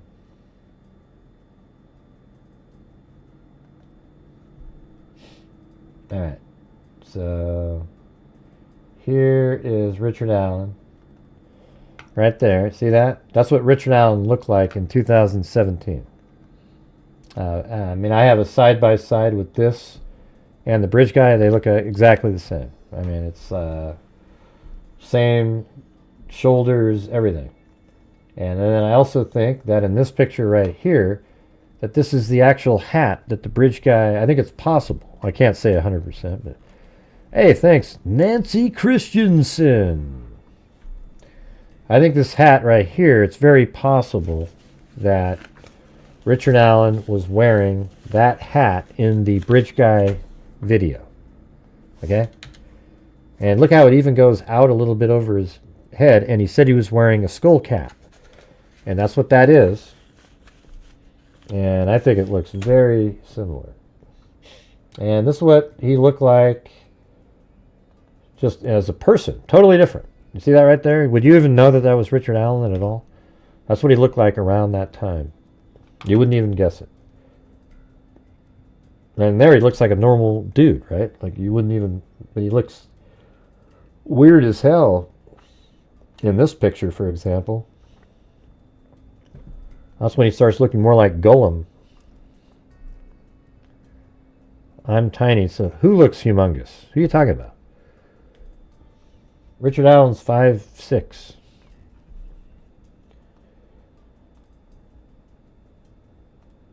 Or 5'5" even, I don't know. But. All right. Let me get back to where was I?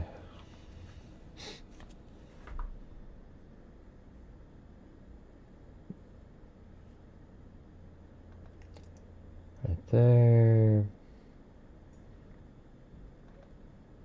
I was going to show you the cell phone images that they're talking about. They're right here. So here's one of them. I mean, look how, that's a pretty good image. And somebody said, well, where's the shoe? Well, they took the shoe off to take the picture of the phone. Hello? What does the shoe have to do with anything? They removed the shoe so they could take a picture of the phone. After they remove the shoe, they go, oh, look, there's a phone. Let's take a picture of it. You can see right there, condensation. I bet you it was really frosty in the morning, you know, late at night, early, you know, it's just so obvious, you guys. So like at 5 at night, it starts getting cold, and then the dew comes in, it gets on the phone. Now, you know, it's icy and stuff like that, right? So this is underneath the shoe, underneath the body, but at the same time, the ground gets, I'm not sure, like dew and really cold during the winter. Doesn't matter.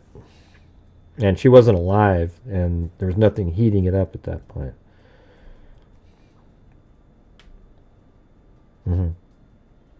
Wasn't the bridge guy taller than Richard Allen? No, he wasn't, Lori. Yeah. Definitely wasn't taller.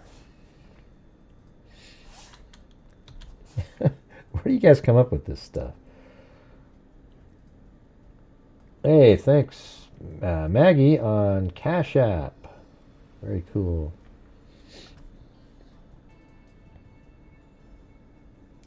Yeah, obviously they took one with the shoe.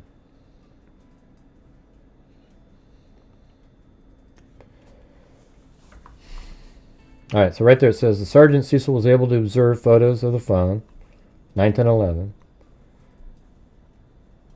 And he testified about a possibility that this is also based on the facts found through the investigation, including that the phone did not move after 2:32 p.m. on February 13th, that there were no headphones found with the bodies, that it is unlikely that someone returned to the crime scene after 2:32 when everybody's searching, especially during the time that they claim. There would be people all over the place searching. Removed the phone from underneath the body of Abby, plugged headphones into the phone, and then kept those headphones in for 5 hours. Unplugged them, and then put the phone back underneath the body, all while not moving the phone at all. Holy crap, man. You need to get one of those famous comedians from Las Vegas to pull that one off. They're not comedians, magicians. Maybe a comedian's better because this is funny. Stupid. That the defense expert, Stacy Eldridge, sat in the courtroom during Sergeant Cecil's testimony, and the defense had an opportunity to recall her as a witness to rebut Sergeant Cecil's testimony, but again chose not to. Why? That there's nothing in the logs, reports, or extractions that would indicate whether or not the phone had some kind of water damage, because that kind of damage is not registered in the logs, reports, or extractions of the phone. See, that's hilarious, right? So water damage is never in the logs, reports, or extractions. It doesn't say, well, my phone's got water damage, let me put that in the logs. The phone doesn't do that. But the defense, using the same kind of bullcrap that they use all the time, said the phone never registered that there were any that there was water damage in the reports, logs, or extractions. Therefore, it had to have been an actual plug of a headphone plugged in. Except the phones don't register water damage on logs, reports, or extractions. I think that's pretty funny. Whether or not there was water damage can only be determined by physically examining the phone, which Stacy Eldridge did not do. Hey, look at there's Paulette Leonard and Jessica Schubach typing together. They're like twins. They just didn't know it.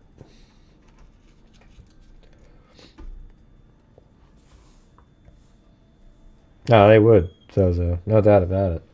I think that they convinced a guilty person in a famous trial for their own glory and their own sort of self-promotion. They convinced a guilty man who confessed over and over again. They convinced him that they could try to get him off, using all this trickery with Odinism and all that stuff, and the judge wouldn't have it. And then when they got to trial, they did one of the worst. If you really sit down and you think about it now, the defense was god-awful at trial and did absolutely nothing to help Richard Allen. Nothing. They did not. Well, that's because they were hamstrung, Gray. They couldn't use the Odinist theory, you bastard. Well, they couldn't use the Odinist theory because they could find no nexus. At the 3-day hearing, there was no nexus found.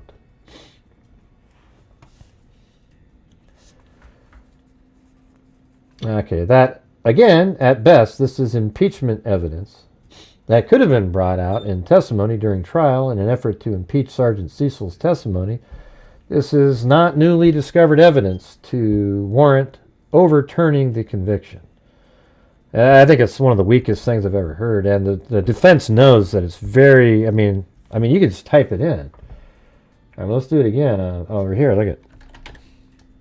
Here, somebody type in the question you would ask, like on ChatGPT. Let's see, what would it be? Somebody type it in and I'll cut and paste it, all right?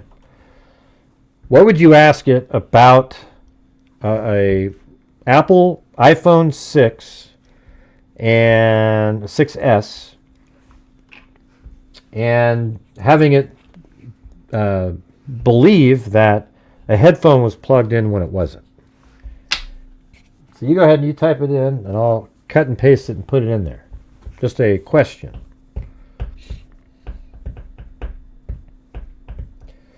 All right, guys, if you're out there, if you can help support the channel, we're currently getting there. Be awesome. Does water affect the headphone jack? No, that's not how you would ask it. You're looking for the specific error. Like, can an iPhone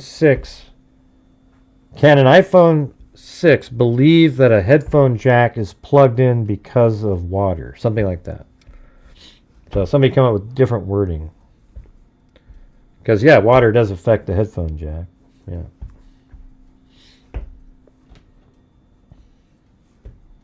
Anybody? Anybody at all? Yeah.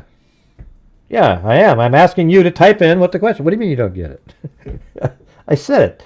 Come up with a question to ask ChatGPT to see what the answer is to the water in the headphone situation. I've done it before. I'm just trying to get you guys involved somehow. No, yours doesn't make any sense, Cindy. I mean, it makes sense if you just want to know, does water cause problems? No, it doesn't work. I'll try it. If it works, Cindy, it works. And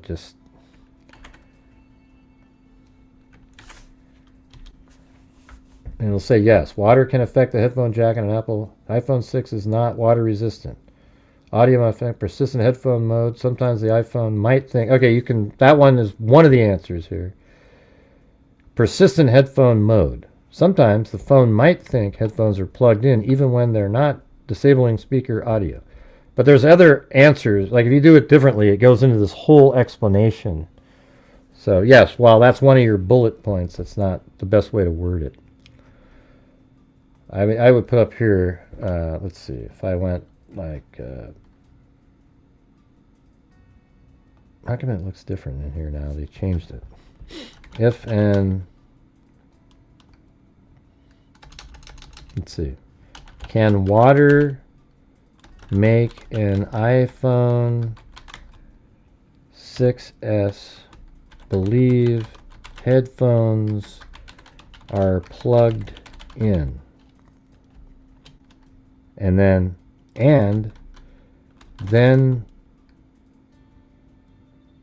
unplugged. Something like that. Yes, water can cause an iPhone 6 to behave as if headphones are being repeatedly plugged in and unplugged. This happens because water can create a temporary electric... I mean, look how perfect this describes it. It's crazy. Because water can create a temporary electrical connection in the headphone jack or lightning port, confusing the phone's sensors. Here's why. Short circuits and conductivity. Water conducts electricity and can bridge connections inside the port, making the phone think headphones are connected or disconnected. See how that's a better response than just a bullet there? Corrosion and residue. Even after drying minerals in water, especially salt or, I can't really read that, or hard water, can leave behind residue that interferes with proper function. Moisture triggers false signals. The iPhone detects headphones via small metal contacts inside the jack or port. If water is present, it can cause erratic signals, making it seem like headphones are plugged in and out. Now watch, if I go like this. What is the source of your information? My information is based on a combination of the following sources. Technical knowledge of iPhone hardware. I understand how iPhones detect headphones. Okay, so then I want to get like, I think down here it might say, would you like to find, yes. Yes. There's a question to ask.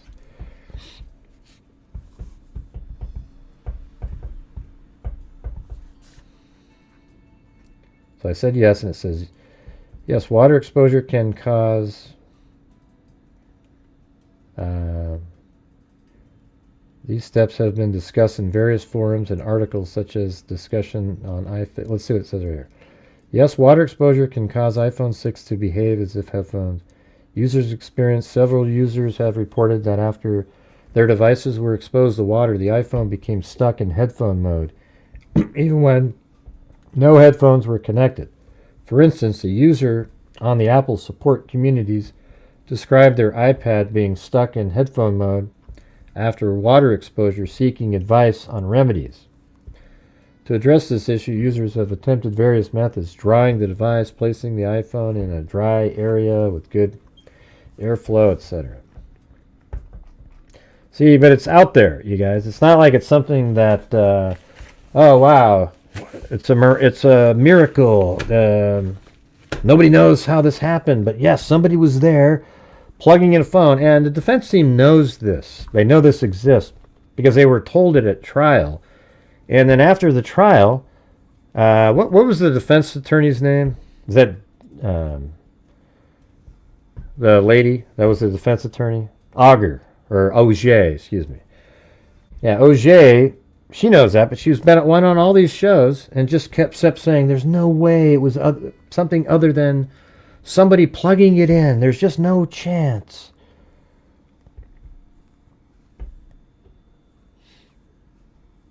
My 4-year-old nephew destroyed several iPhones, putting them... She just kept saying it over and over on these shows, and I don't know, man. Do you have respect for that kind of stuff? Because I don't. I think it's sick. And it says, the same analysis that was used in the above evidence concerning Brad Weber and Ron Logan would apply to the evidence as well.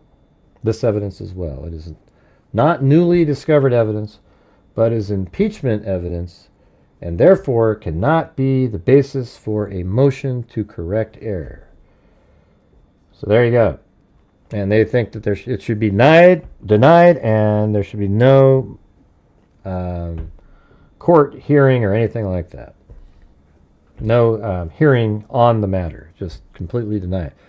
I think the judge might just deny it because, yeah, I mean, it does show that the van was down there. It's just slightly different time.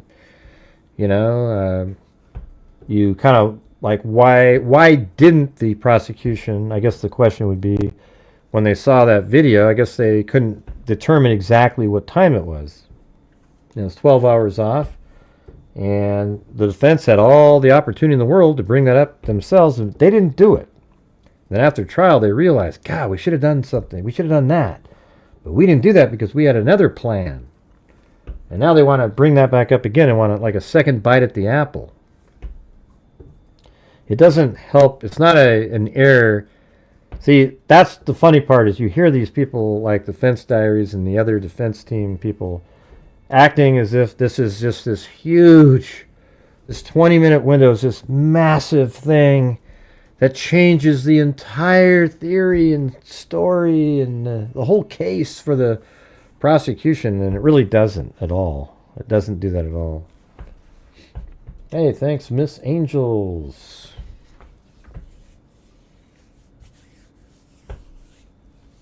Let's see what that said. Yeah.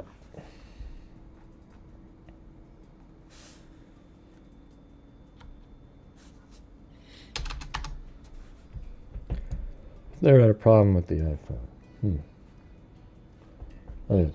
Thank you, Miss Angels.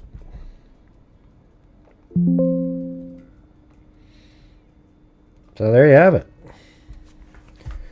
I had a great luck with iPhones and iPads. I don't know how long this show is going to be because I already did a show for an hour and a half earlier today. And I got to start pumping out, try to get some videos for me not being here for a couple days.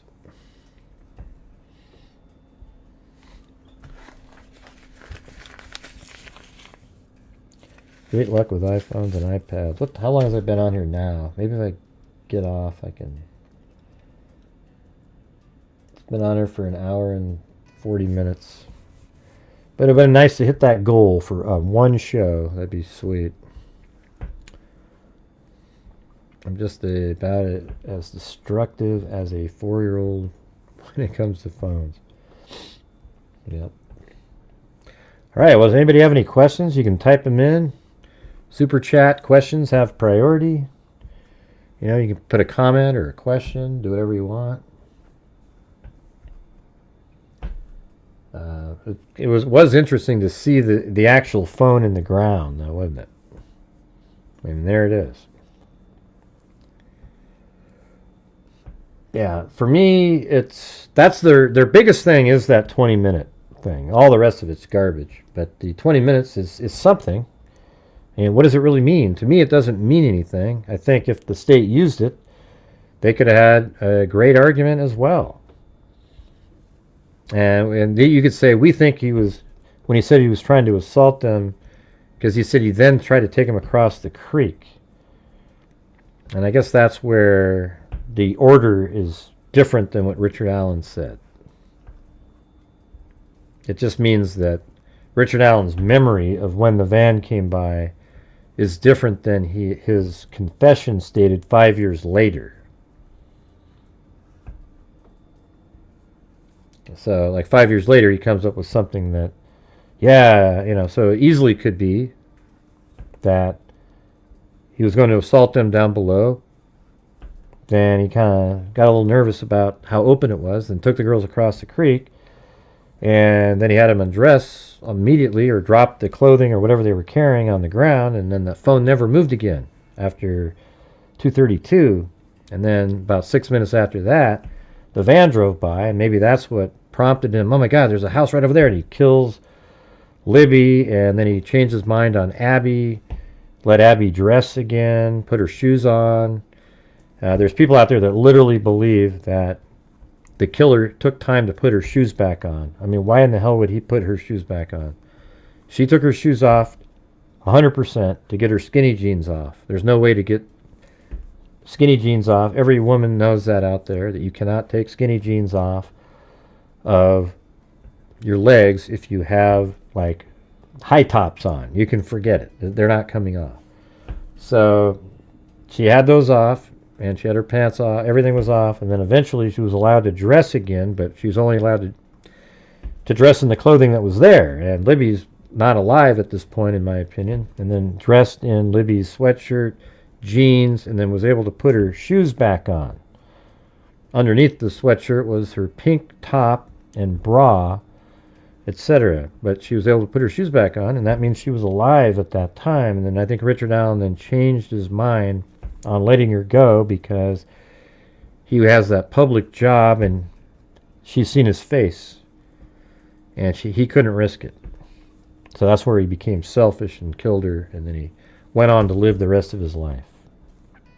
And then he said he killed them in a way that so they didn't suffer, but I think he was only kind of referring to Abby a little bit, because I think there's just sort of one puncture there. It just sucks, the whole thing.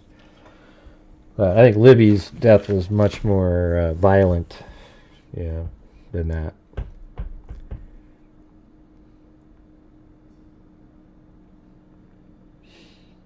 All right, how about if you guys can get it $9 more in here, or at least on the screen, it'll say 100, and then we'll get to the low new goal, including the new members. So that's what would work. So if we get $9 more, we'll get to the goal. That would be awesome. Just something positive from this really slow start of the month. Why did they not bring up all this during the trial if they think it would get him off? Because it didn't fit their theory. Like I said before, at trial, they wanted they did bring up the headphone jack at trial. It just got debunked right there at trial. They didn't bring up the Brad Weber vehicle time shift because they had already planned to use a couple different theories. If we can get anybody on the jury to believe that maybe Brad Weber's van, they tried to insinuate that there were branches around in his garage and he's one of the Odinists too. Well, thanks, Moofies and Lizzie Rob. You got us over that. Holy crap. Look at that. Holy I don't think I've seen that in a long time. Hey, thank you, guys. We'll make it a tie. It looks like you both sent them in at the same time. They just... Yeah, I think the defense team, and I've said this, you guys, see, isn't that weird? Like, if you're just a rational thinker, you don't have to be a lawyer or anybody like that. Because I think a lot of defense attorneys are the most irrational people on the planet because they look for ways to try to trick people to believe something that's bullshit, right? Where I actually try to point out the reality of something. So when I'm doing, almost everything that you're hearing right now is stuff that was in that rebuttal I said. Very, very, in the way I word things, of course. Hey, thanks so much, James Long. Thank you, guys. Very cool.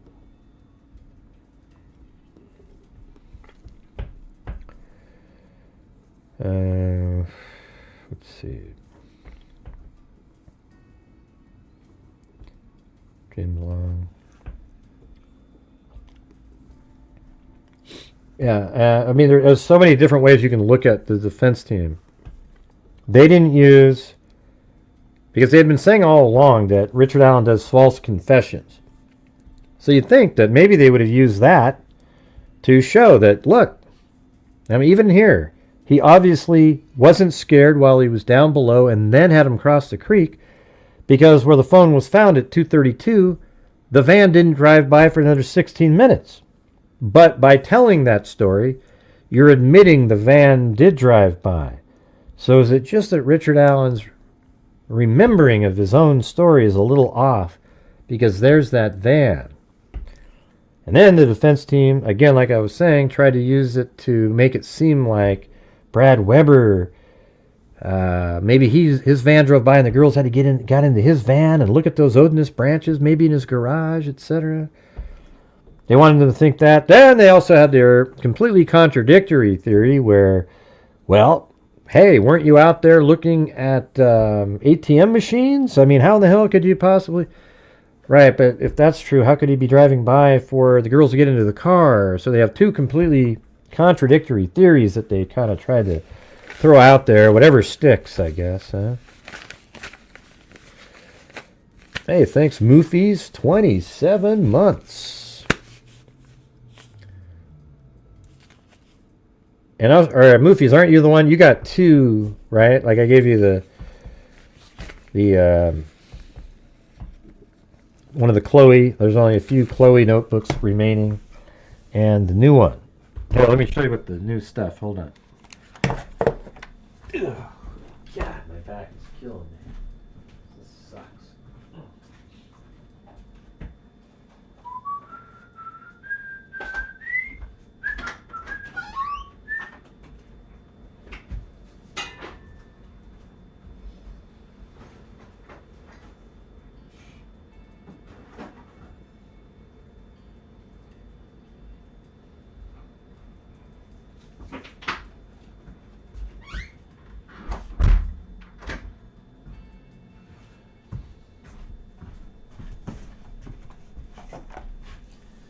All right.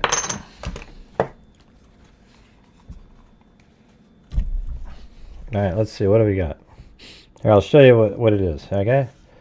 So here is that's pretty awesome, don't you think? Look at that. The GHI notebook, right?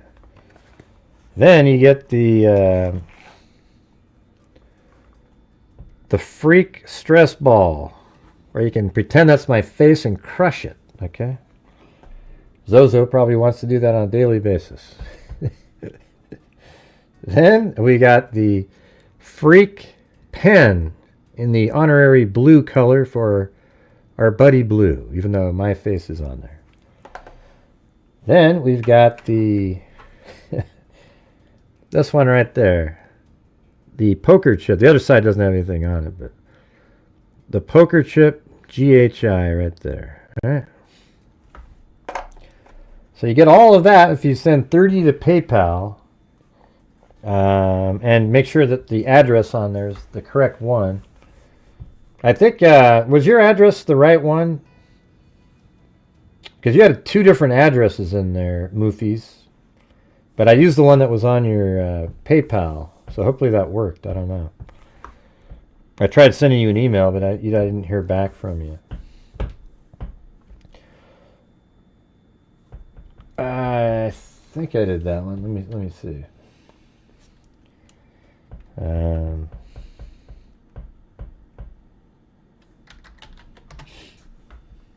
I'll check really quick.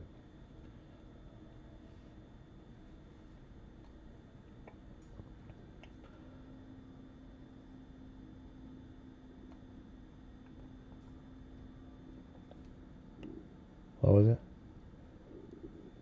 Yeah, I got that one. There's a lot on there also. Like in your address, there's a lot number. Okay, I got it. Should be the right one. You don't put the lot in there, but that's what. Okay. Sweet.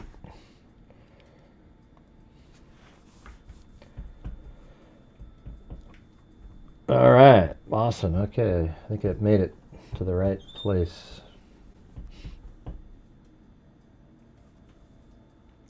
Email, I've sent you several emails lately and not got a reply. I don't know if you sent me anything. Hey, welcome! You beat it. Wait, welcome! You pieces of shit got to the jury, didn't you?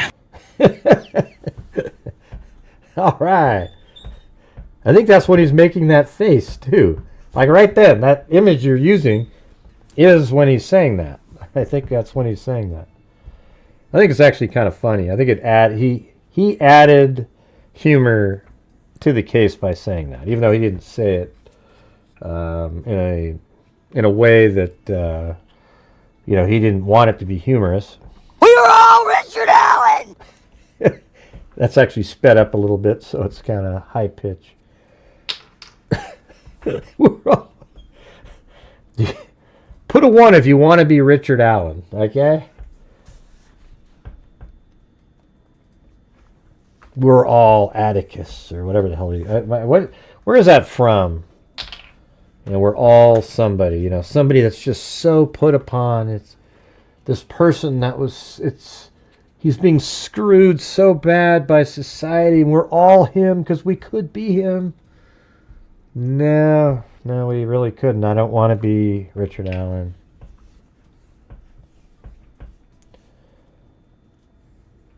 So we could watch and chat. Right, but it seems like those are the lowest support nights, Kayla, so I don't know. Kind of gave up on that.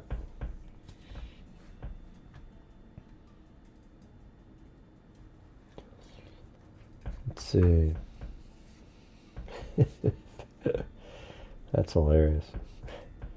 All right, anyways, I think that's going to do it for me tonight, you guys. I want to appreciate everybody helping get to a goal, especially that that huge membership gifting.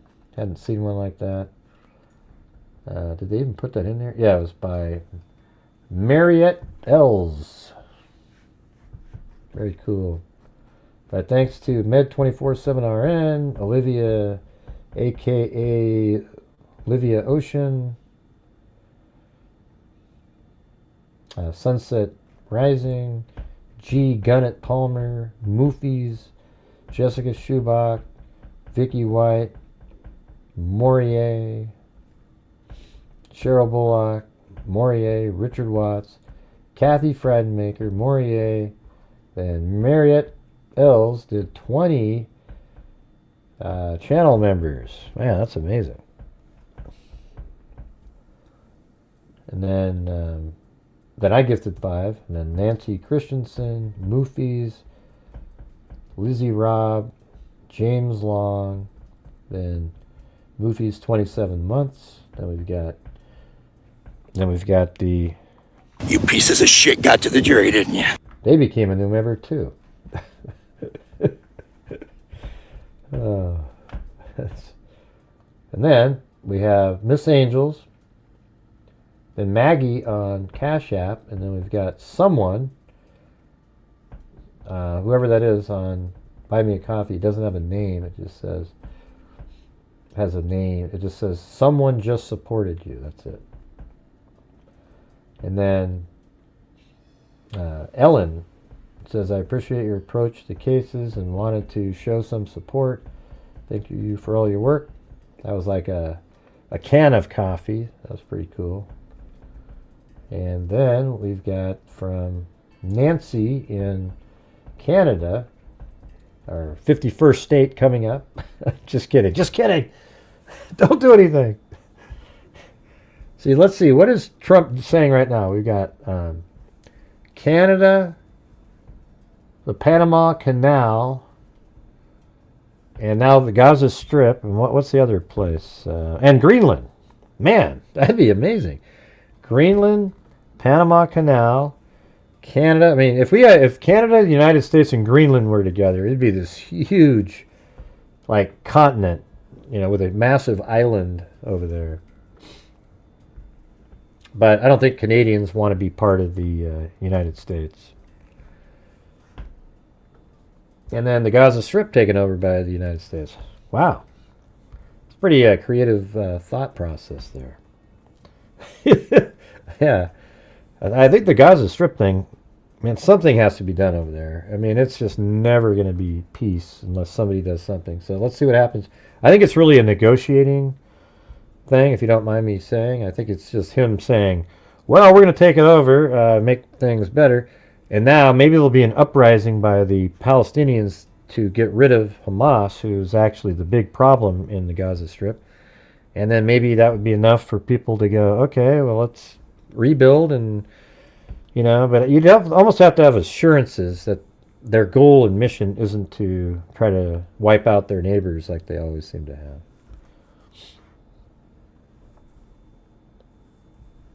No, do you? Yeah.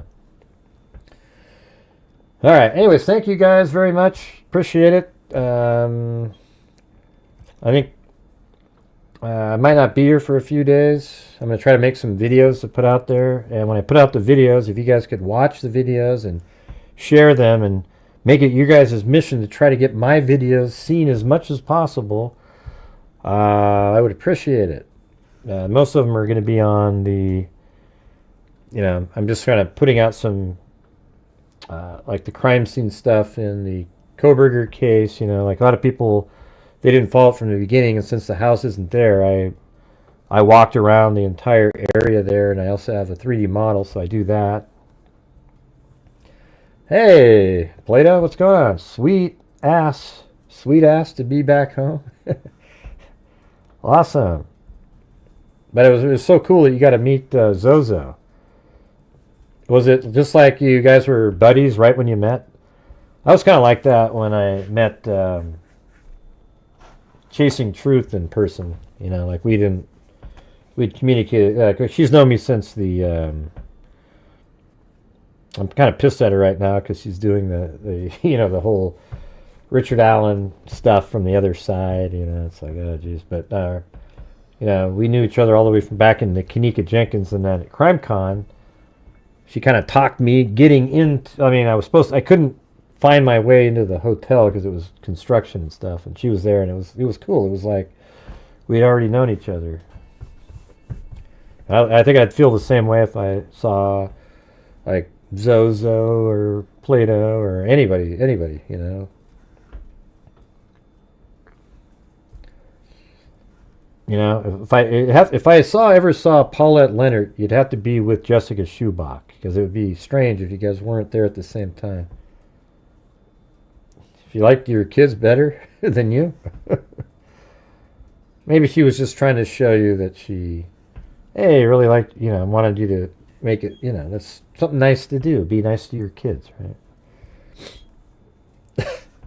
I think you actually really felt that way, Zozo.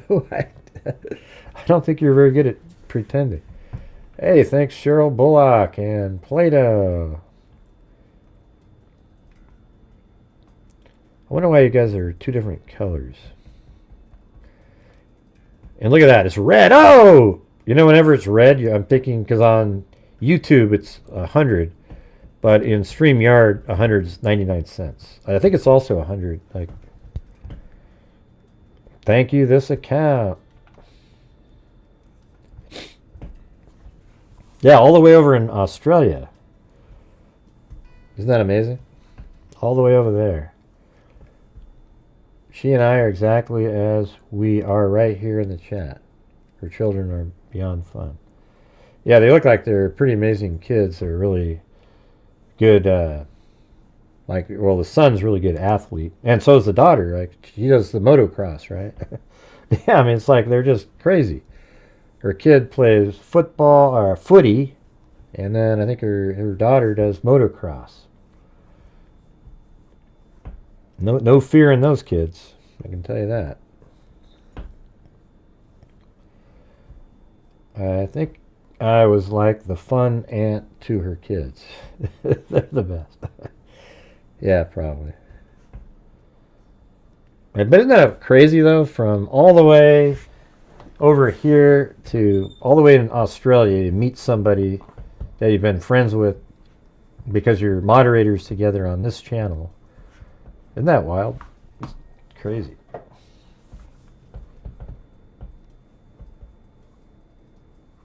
Oh, yeah?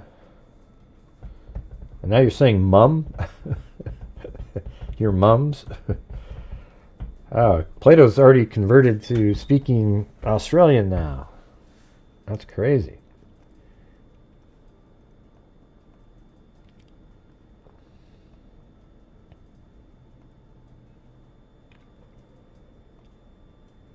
This show brought us together, yeah. It was about your mods and their families, Gray. You guys are all like a big old international family. Yeah. Yeah, it's, you know, some people I know better than others, but some people don't say, or I mean, Zozo, you know, helps me out quite a bit on, you know, like finding links and stuff, and then, you know, with my recent struggles, tries to help me figure out like how to, you know, because I don't know, it's just been different in here lately, so, you know, trying to figure out, get back to a different mindset, I guess. It's kind of hard. Harder than you'd think, anyways. Walking on the right side of the walkway again. And driving, too, right? The driving's kind of weird. It's hard to drive on the other side of the steering wheel. I don't know why, whoever thought of doing that? Well, over in our country, we're going to... Why wasn't it just a worldwide, you know, sort of, everybody does the same thing? Yeah, and Plato helps me out a lot, too. You know, behind the scenes, you know. And then all the moderators are always here. Like, it doesn't matter what time I go live, you know, you see Jessica or Paulette somewhere in there. Truth Sleuth, not so much, you know. She's if it's Delphi, she's here, that's for damn sure, but let's see. Gray has many videos on the Delphi case if you'd like to learn about it. It happened in 2017. Uh-oh. She's going to bite me with an alligator. Yeah, this account's here all the time, too.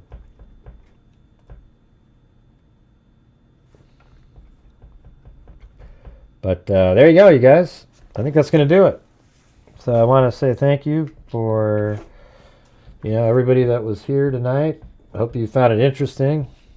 I thought it was just kind of interesting to go back and forth between the two documents a little bit. The one by the defense, and then the prosecution. You can just kind of see it. And we didn't go through the whole thing back and forth, but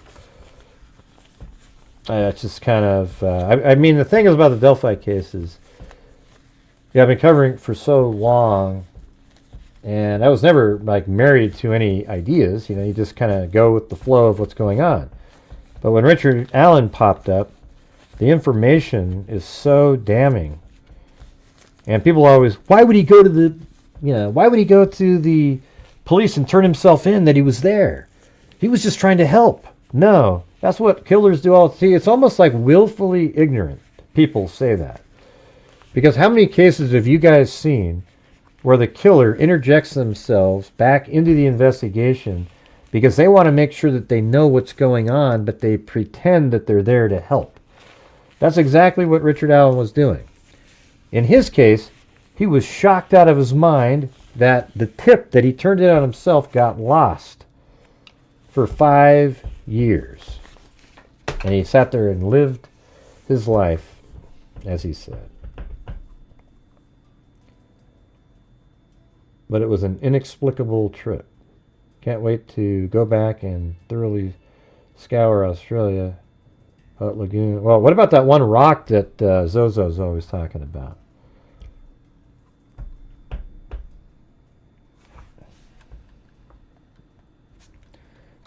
The one that looked like crap on Google Earth.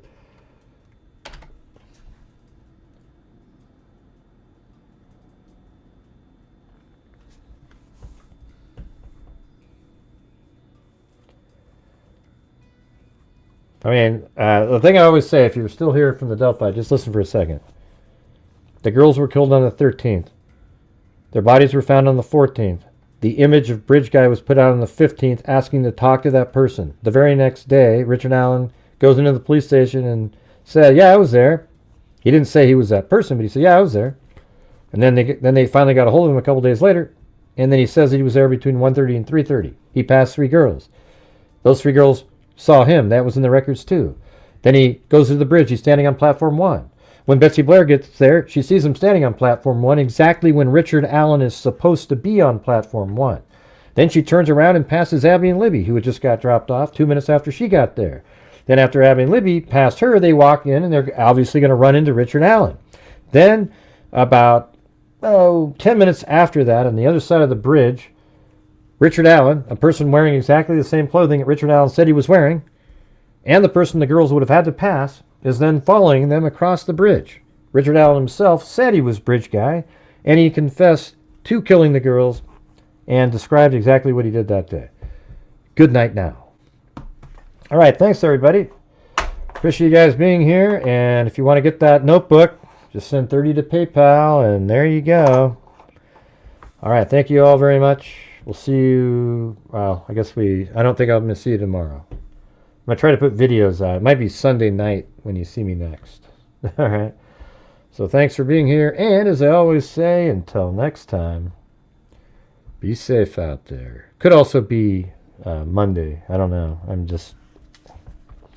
But anyways, be safe out there, everybody. If you can, when you're watching the videos, if you can help support the channel during those videos just to keep the things rolling along, that'd be great. But that's all I got. That's all I got.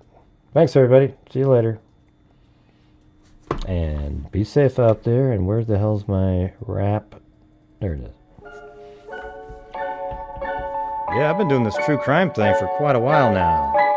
And during this whole time, I have not seen one person that is a crime dissector, plug rejector, certified human lie detector. You pieces of shit got to the jury, didn't you? If you try and play me like an old projector, crime sector is my nectar. Professor Gray is gonna give another lecture. Crime collector, freak connector, and I'm always gonna be a pup protector, fool deflector, interceptor, and I'm meaner than a spectre with a vector on his pector. With all respect, ya, just remember I've a temper fucking check ya. I have no agenda, I'm no pretender, and I'll serve it to you straight without the blender. And in the end, I'm gonna send ya on a mission to reveal the true offender. Yeah, so I'll just get right back to work. All right, everybody? Talk to you.